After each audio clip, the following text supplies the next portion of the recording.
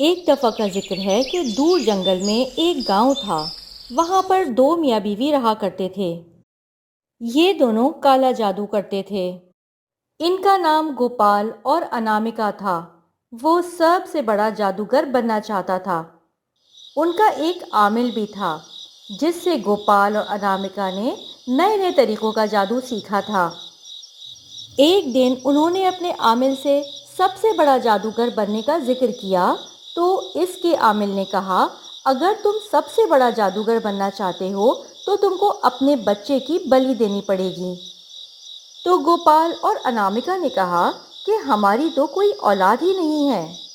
फिर उस आमिल ने एक एप्पल लिया और उस पर कोई मंत्र पढ़कर गोपाल और अनामिका को दिया और बोला कि ये खाने से तुम्हारे घर औलाद हो जाएगी। तो वो लोग वहाँ से चले जाते हैं। कुछ दिनों बाद गोपाल और अनामिका के घर औलाद होने वाली होती है और कुछ दिनों के बाद उनके घर एक बच्ची पैदा होती है, जिसकी आंखें नीली होती हैं। वो बहुत खूबसूरत होती है, बिल्कुल एक चांद की मानिंद। गोपाल और अनामिका उस बच्ची का नाम चांदनी रखते हैं। जब उनके घर बेटी पैदा होती है तो वो उस आमिल के पास जाते हैं। तो आमिल बोलता है कि इसको 3 साल बाद पूरम की रात इसकी बलि देनी है और हर साल पूरम की रात इस पर मंत्र पढ़ा जाएगा और तीसरी पूरम की रात इसकी बलि देनी पड़ेगी। गोपाल और अनामिका मान जाते हैं और घर वापस आ जाते हैं। गोपाल और अनामिका चांदनी की बहुत देखभाल करने लगते हैं। उनके पड़ोसी रमेश और मोनिका ने भी चांदनी को देखा था। उनको भी चांदनी बहुत प्यारी लगती थी। रमेश और मोनिका बहुत ही अच्छे थे। रमेश और मोनिका की भी कोई औलाद नहीं थी, इसलिए दोनों को बच्चों से बहुत लगाव था। इसी तरह आहिस्ता आहिस्ता दिन गुजरते गए। चांदनी अब ज़्यादातर अपने पड़ोसी रमेश और मोनिका के पास रहती थी। रमेश और मोनिका को भी चांदनी से बहुत लगाव हो चुका था, लेकिन चांदनी के माँ बाप इस चीज़ को बिल्कुल पसंद नहीं करते थे। जब चांदनी 1 साल की हुई तो उसके माँ बाप ने चांदनी को मारना शुरू कर दिया। एक दिन जब चांदनी अपने पड़ोसी रमेश और मोनिका के घर गई तो मोनिका जब चांदनी का कपड़े बदलने लगी तो मोनिका ने देखा कि चांदनी के जिस्म पर जख्म है। मोनिका बहुत परेशान हुई। वो चांदनी से पूछना भी चाहती तो नहीं पूछ सकती थी, क्योंकि चांदनी अभी बहुत छोटी थी। वो नहीं बता सकती थी कि उसके साथ क्या हुआ है। फिर मोनिका ने चांदनी को कपड़े डाले और वो अपने घर चली गई। जब रात हुई तो मोनिका ने रमेश को सारा वाकया बताया। फिर उसका शौहर बहुत परेशान हुआ और उसने बोला कि अभी सो जाओ, सुबह देखेंगे। जब सुबह हुई तो दोनों गोपाल और अनामिका के पास गए और उनको बताया कि ऐसे चांदनी के जिस्म पर जख्मों के निशान हैं। तो गोपाल और अनामिका गुस्से से बोले, चांदनी हमारी बेटी है, हम इसके माँ बाप हैं, आप नहीं। आप अपने काम से काम रखो। ये सुनकर रमेश और मोनिका अपने घर आ गए।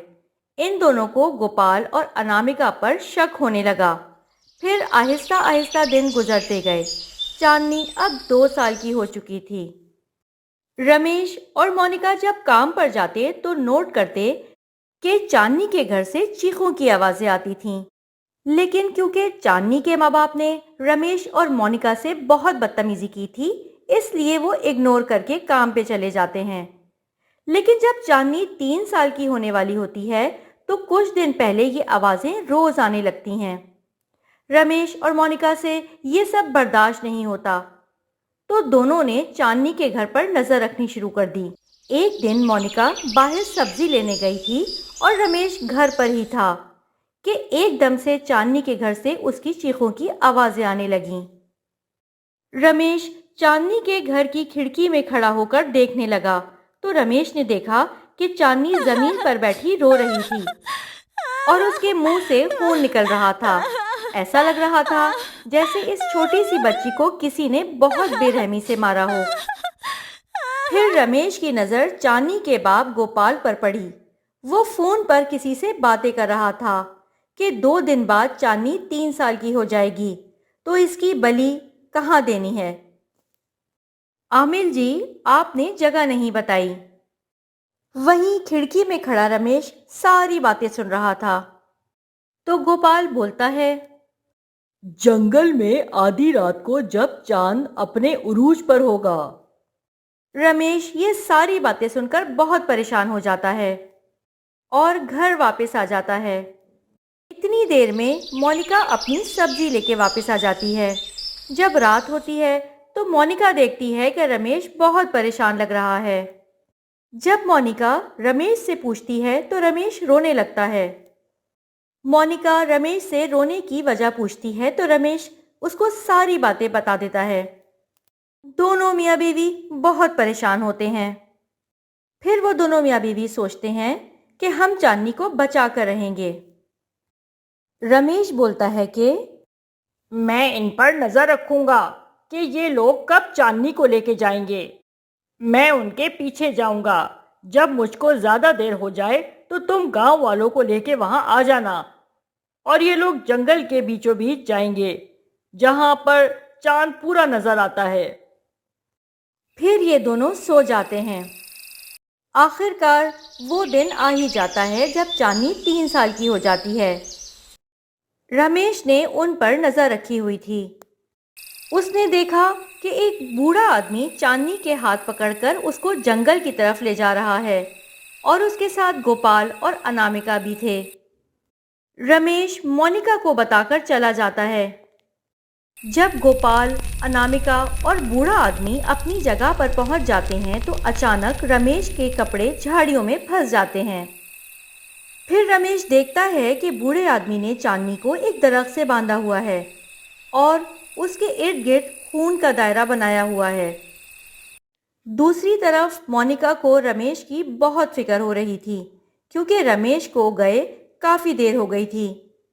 मोनिका गांव के सरपंच के पास जाकर सारा वाकया बता देती है।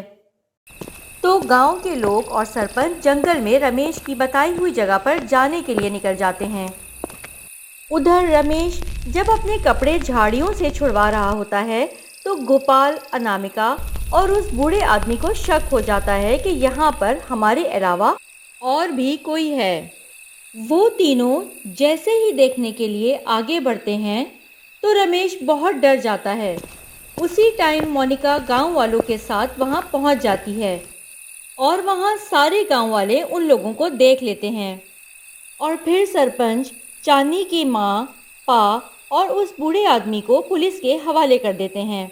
इस तरह चांदनी को उसके पड़ोसी रमेश और मोनिका अपने साथ अपने घर ले जाते हैं और फिर सब हंसी खुशी ज़िंदगी बसर करने लगते हैं और इधर कहानी ख़त्म हो जाती है।